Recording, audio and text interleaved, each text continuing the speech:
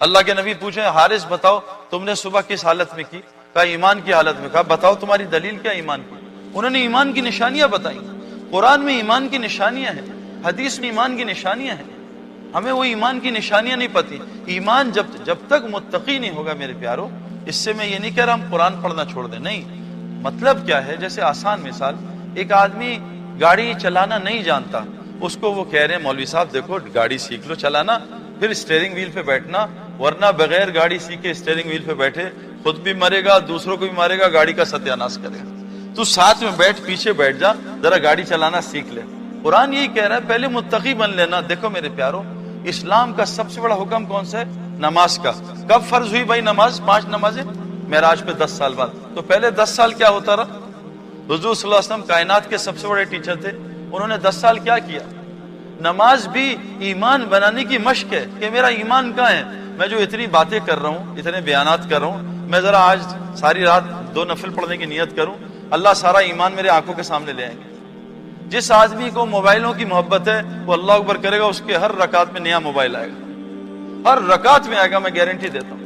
جس آدمی کا پراپرٹی کا کام ہوگا اللہ اکبر، اور اس کے پراپرٹی آئیں گے، یا فری مونٹ میں لے لوں، ایک دبئی میں بھی پراپرٹی آئیں گے۔ جس آدمی کا جو کیوں، یہ ایمان والے کی نشانی ہے کہ جو ایمان والا جب اللہ اکبر کرتا ہے تو اس کی دنیا باہر نکل جاتی ہے، اللہ سامنے آ جاتا ہے۔ اور جس کا زبانی کلامی یا ایمان ہے کہ جی ابھی کلمہ پڑھا ہے، وہ مسلمان ہے ماشاءاللہ، وہ اس کی وجہ سے اللہ دنیا کو چلا رہے ہیں، وہ جب اللہ اکبر کرتا ہے تو اللہ اکبر کرتے ہی اللہ کہیں نکل جاتا ہے، دنیا ساری سامنے آ جاتی ہے۔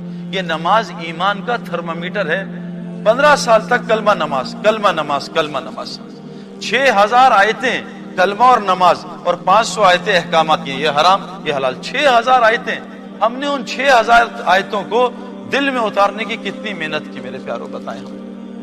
اور ان 6000 کو دل میں اتارنے کی محنت کیا ہے، اس کی نشانی کیا ہے کہ میرے دل میں وہ آیتیں اتر گئی ہیں، اس کی نشانی قرآن نے، حدیث نے کیا بتائی ہے؟ میں 99% مجمع سے الگ پوچھتا ہوں، وہ نہیں بتا سکتے۔ ہاں وہ کہتے ہیں ہاتھ یہاں رکھنا، ہاتھ یہاں رکھنا، یہ غلط وہ صحیح، اس پہ بحث کرتے ہیں۔ ایک آدمی نے مجھ سے کہا کہ سعید بھائی آپ نے نماز میں فلاں عمل نہیں کیا، آپ کی نماز نہیں ہوئی۔ میں کہا کیوں؟ کہتے ہیں آپ نے یہ عمل نہیں کیا۔ میں کہا بھائی یہ عمل تو سنت ہے، نماز سنت چھوٹ جائے تو مکروہ ہوتی ہے، نماز سے واجب چھوٹ جائے تو سجدہ سہو ہوتا ہے، نماز سے فرض چھوٹ جائے تو نماز فاسد ہو جاتی ہے۔ تو یہ جو آپ نے عمل بتائے تو فرض ہے ہی نہیں۔ میں نے کہا آپ ذرا نماز کے فرائض بتائیں تیرا۔ کہا وہ تو مجھے یاد نہیں ہے۔ میں کہا اللہ کے بندے تو نے صرف مسائل ہی یاد کیے، کوئی فرائض کا پتہ نہیں، تیرا فرائض کون سے؟ میں کہا آپ کی مسواک نظر نہیں آ رہی۔ کہا میں مسواک نہیں کی۔ میں کہا تیری بھی نماز نہیں ہوئی، مسواک تو سنت ہے کرنا۔ اللہ کے نبی نے کہا جو مسواک کے فائدے ہیں میں چاہتا تھا تم پہ فرض ہو جائے، لیکن تم پہ بوجھ کی وجہ سے میں نے اللہ اس کو فرض نہیں کرائی اللہ سے۔ میرے پیاروں تبلیغ کا مقصد کیا؟ ہماری آنکھیں کھل جائیں دل کی۔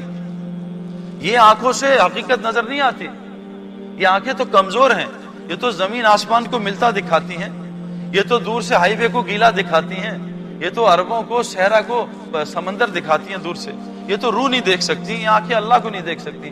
یہ دل کی آنکھیں جو نورانی کرنا موت سے پہلے ضروری ہے۔ جب دل نورانی، حدیث میں آتا ہے نہ مومن دھوکہ کھاتا ہے نہ مومن دھوکہ دیتا ہے۔ کتنا دھوکہ اس وقت مسلمانوں کو ہو رہا ہے، یہ مومن ہے؟ اللہ کے نبی کی بات غلط ہو سکتی ہے بھائی؟ ہر مسلمان دوسرے مسلمان کو ٹوپی پہنا رہا ہے، کیوں؟ اس کی بھی وجہ ہے۔ 2 چیزیں ہوتی ہیں، یا ٹوپی پہننا یا ٹوپی پہنانا، تیسری چیز ہے تو مجھے بھی بتا دیں، یا یہ ٹوپی پہنے گا یا ٹوپی پہنائے گا۔ جب سے مسلمانوں نے ٹوپی پہنا چھوڑی، ٹوپی پہنانا شروع کر دی، ڈرتے ہیں لوگ مسلمانوں سے کاروبار کرتے ہیں۔ میرے جتنے دوست ہیں پاکستان میں جو بڑا کام کرتے ہیں، سارا کاروبار غیر مسلم سے کرتے ہیں، کیوں میرے پیاروں؟ مومن نہ کبھی دھوکہ کھاتا ہے نہ کبھی دھوکہ دیتا ہے، یہ مومن کی علامت ہے، یہ اللہ کے نبی نے فرمائی ہے۔ تبلیغ کی محنت ہے انسان کے دل کی آنکھیں کھل جائیں، اس کو باطل اور حق میں تمیز نظر آنے لگے۔ آج ہم تقریر سن کے گمراہ ہو رہے ہیں، کیا تقریر کرتا ہے، کیا تقریر کرتا ہے۔ حضور صلی اللہ علیہ وسلم تو 10 منٹ سے زیادہ بات نہیں کرتے تھے۔ موسیٰ علیہ السلام تو زبان ان کی ٹھیک نہیں تھی، لکنت، ہارون علیہ السلام کو لیا کہ اللہ یہ بات کرے گا فرعون سے، میں بول نہیں سکتا صحیح۔ اور اولو العزم نبی ہیں موسیٰ علیہ السلام، سارا قرآن موسیٰ علیہ السلام سے بھرا ہوا ہے، 28 پاروں میں موسیٰ علیہ السلام کا تذکرہ ہے۔ اتنا بڑا نبی اولو العزم، اور بولنا صحیح، بولنا اصل نہیں ہے میرے پیارو، بولنا کوئی علامت نہیں ہے ایمان کی۔ ہاں یہ ضرور کا ہے، اس سے بہتر بول کون سے ہو سکتے ہیں جو لوگوں کو اللہ کی طرف بولا، بولوں کا ہے۔ ہاں یہ ضرور کہا ہے قرآن نے، جو اللہ کی بات کو غور سے سنتے ہیں اور اس پہ بہترین طریقے سے عمل کرتے ہیں. اللہ قرآن میں کہہ رہے یہ ہیں عقل والے اور یہ ہیں ہدایت کے راستے پہ. آج عمومی مجمع کو اگر کوئی مشہور شخصیت نہ ہو تو اللہ کی بات سن کے نیند آنا شروع ہو جاتی, ایک دم سستی, جمعے میں سستی. کبھی آپ نے کسی کیشیئر کو سوتے ہوئے دیکھا, نوٹ گنتے ہوئے نیند آ گئی. تسبیح پڑھتے بہت نیند آتی ہے, قرآن پڑھتے نیند آتی ہے. کبھی میچ دیکھتے 8 گھنٹے کا کبھی نیند آئی ہو, ایک بال میں جمائی آ گئی ہو, اور نماز میں 15 جمائیاں آتی ہیں. میرے پیاروں, آنکھیں کھولنا یہ ضروری ہے مرنے سے پہلے. تبلیغ کا مقصد کیا ہے؟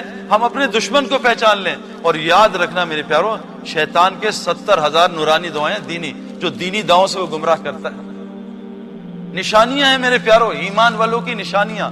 اللہ ہمیں وہ سمجھا دے بس کہ ایمان والا کس کو کہتے ہیں, ایمان بنتا کیسے ہے, ایمان کی علامتیں کیا ہیں. تبلیغ میں جو محنت ہو رہی ہے, مفتی زین العابدین صاحب فرماتے تھے آج مسلمانوں نے سب کو دشمن بنا لیا ہے.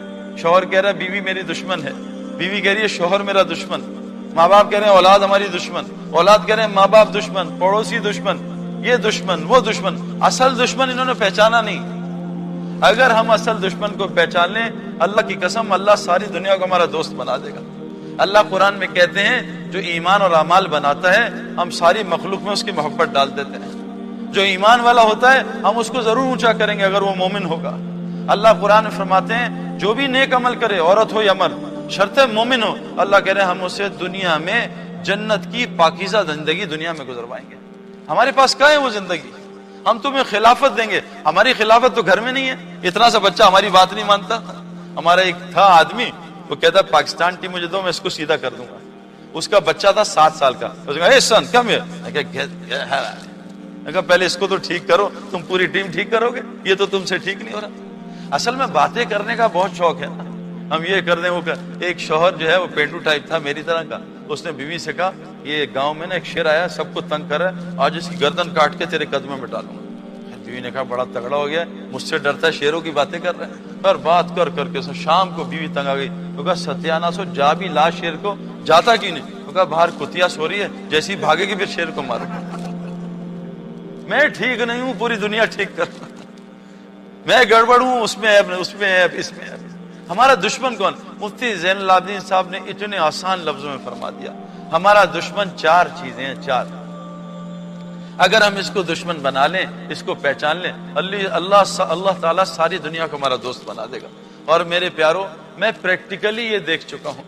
میں آسٹریلیا 1988 سے 2001 تک گیا ہوں. کتنے 13-14 سال ہو گئے, ہر دوسرے سال جاتا تھا.